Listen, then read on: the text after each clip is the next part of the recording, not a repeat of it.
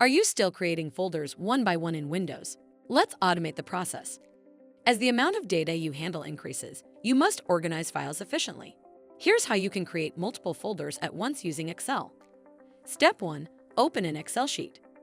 Step 2. Create a column with all the folder names you want to create. Step 3. In another column, convert those names into batch commands using this formula. Step 4. Copy all the generated commands and paste them into Notepad. Step 5. Save the file as a BAT file in your preferred directory.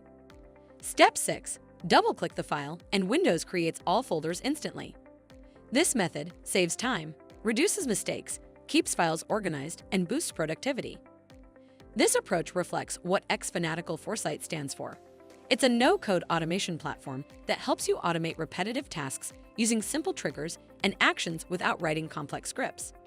Start small with automation and scale your efficiency with xFanatical Foresight. Do less manual work, achieve more productivity. To know more, please visit xfanatical.com.